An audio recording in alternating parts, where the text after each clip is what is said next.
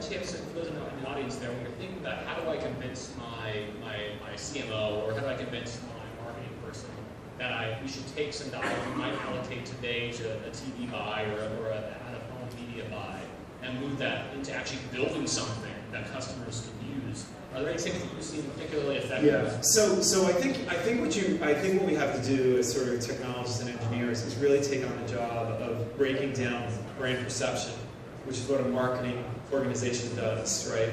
They create brand perception around, you want to create a love brand, whether you love Target or whether you love Starbucks. There's a perception that's created there. What technologists can do, and the way that you get the budget, is to figure out how to create brand reality. So when you go into Starbucks now, right, I love Starbucks. I love it much more than I did a cup of coffee 10 years ago. But I love it because of the applications they have, sort of how I can check out, who they know I am, I get a rewards card, and all of those kinds of things. That's all enabled through technology. So the way you pull media dollars is you say, I will help you create brand reality so that the brand promise is real. And that seems to be the sort of the kicker, which is actually the audio and video one, which we will talk about. But that actually seems to be the trick. And you know, the reality is, nowadays you don't have to create everything. You can go to a LinkedIn, right? And you can you repurpose and white label LinkedIn platform for social sort of conversation. We've done that with Citibank and LinkedIn, where we put professional women together. It didn't cost Citibank much, other than sort of branding and sort of an advertisement around that to get professional women to sort of collate together. And we used all the functionality under LinkedIn to make that come to life. So for the brand, it wasn't a lot of marketing dollars that had to go over. When you look at Foursquare and the combination that Foursquare has with American Express, I mean, when you check in now, you're getting more than a mayor badge, okay, in New York. When you check in at Foursquare and you happen to go to your favorite coffee shop, and oh, by the way, you pay with your American Express card when you leave, you may get a free donut or a free cup of coffee for that. So you're surprised or delighted.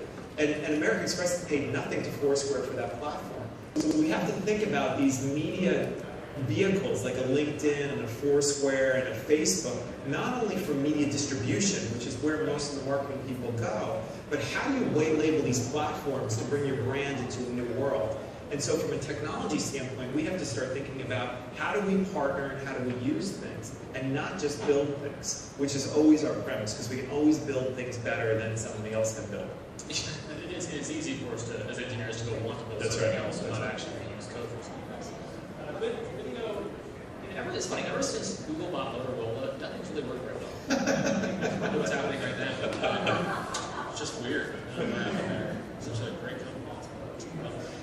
Okay, so thinking about this new skill set that we talked about, that the marketer slash kind of data scientist type, one of the things that comes to the book, and I encourage you all to read it, is that it's a quick read, it's a great read, but it is this notion of kind of getting around kind of associative barriers. Like how the best people I think that the book highlights are those who have one foot grounded in both areas. What we're seeing a lot of times when you talk about data science and data analytics, understanding all the data that's coming through all these different platforms, that's a real skill, and it's not something we talked earlier about it's a one-on-one level math thing. And I push back a bit saying the people I know on Wall Street who do quant analysis are PhDs or at least masters in math.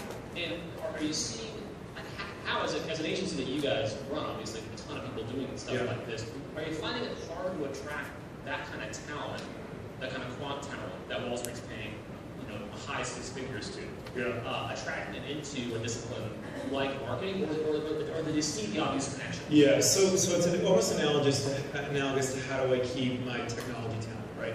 Because my technology talent can go get free lunch at Google all day long.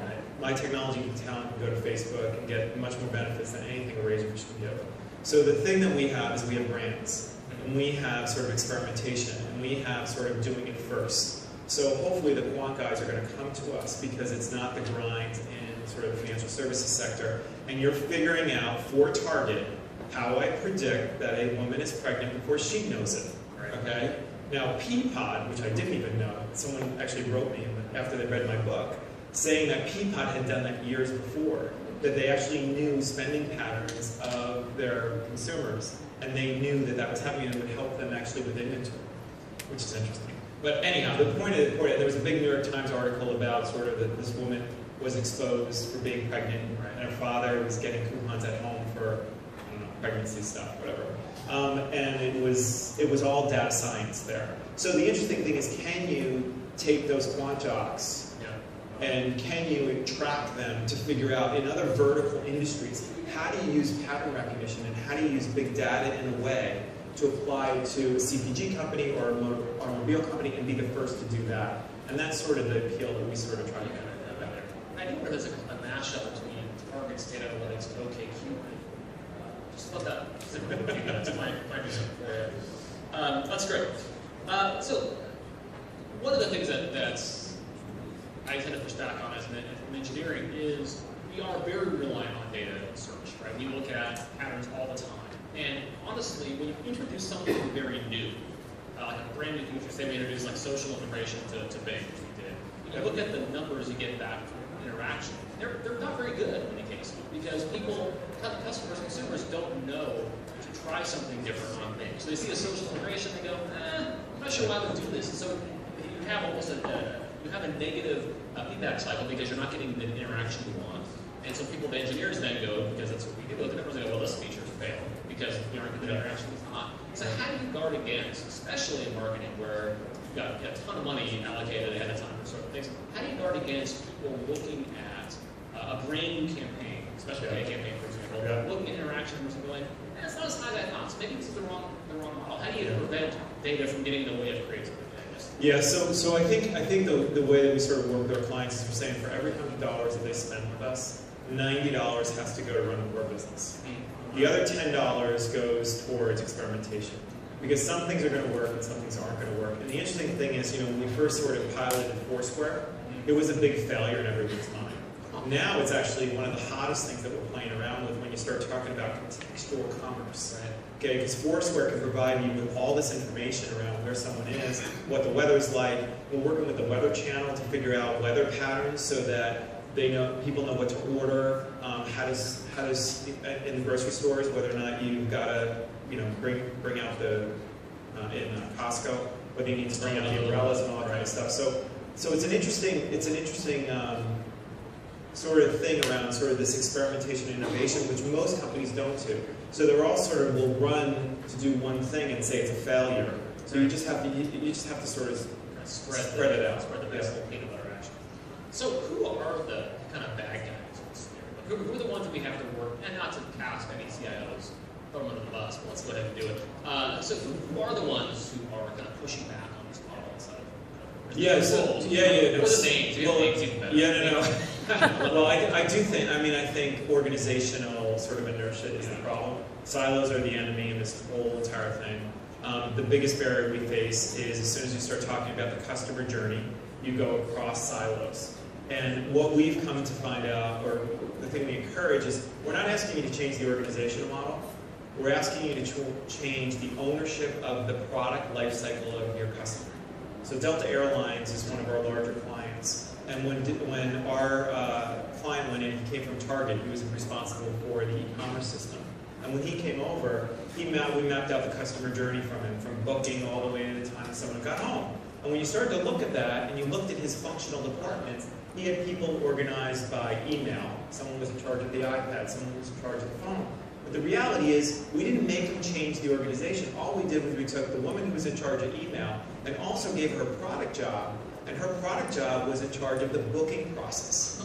And when you started to fundamentally change that, you now started to change ask all the right questions. Like what happens when you're on an iPad and you're booking? What happens when you're at home and you're booking? What happens when you call a travel agent and you're booking? So I think the silos are really the enemy. You have to put a product mindset, which comes from the technology area, into the marketing process, and you can sort of break down the silos. Oh, that's actually okay. I guess we have a couple minutes left here. So we have, I'm sure, a mix of marketing and technology people in this room. What should they be doing tomorrow? Like they have their company, they work for a company, they work for an organization. They've heard this. After 20 minutes, they're now convinced fully this is the right model. So what's the one thing that someone can do on either the business employees to actually kind of affect this change in the organization? So the simple premise, because no one can argue with this, is map out the customer journey. Like, our Ford client, those executives never buy a damn car. Yeah.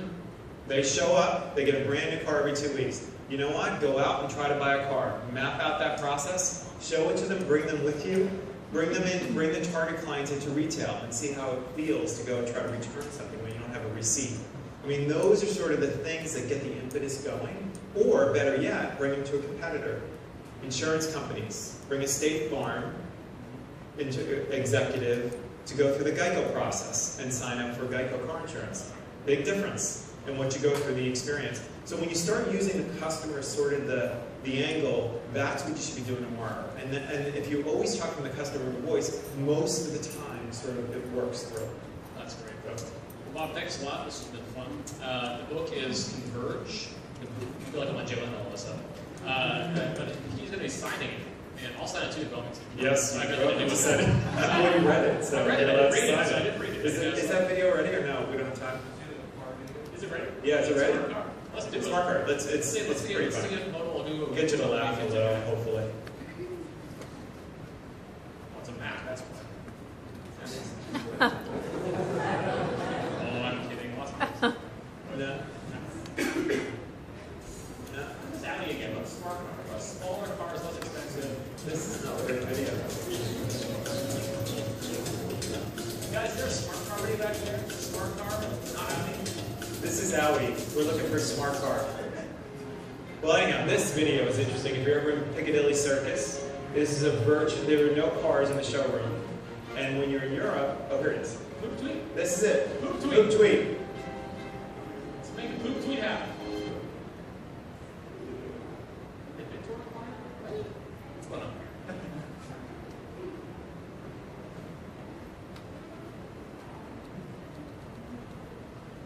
Yes.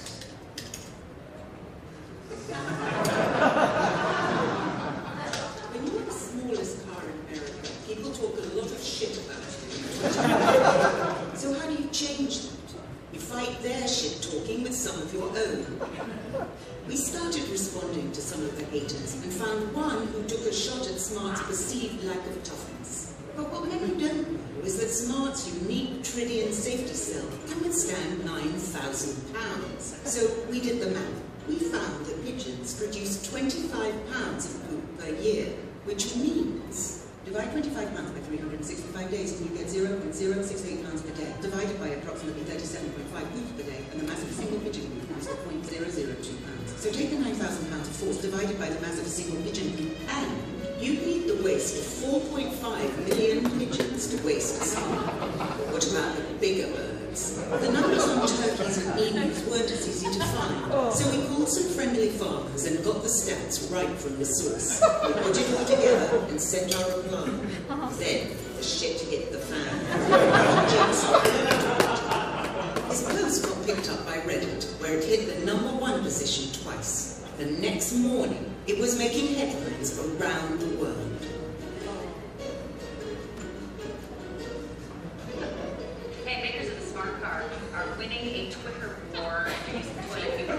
So, in less than 3 days, we generated over 22 million impressions, increased our Twitter mentions by over 2,000%, and as searches for Tritium safety cells spiked over 300%, the world discovered the truth about Smart's safety. Now, Smart's unique attitude is changing the minds of more and more critics, while setting the new standard for how brands should interact in social. Best of all, we're turning the shit-talking into respect.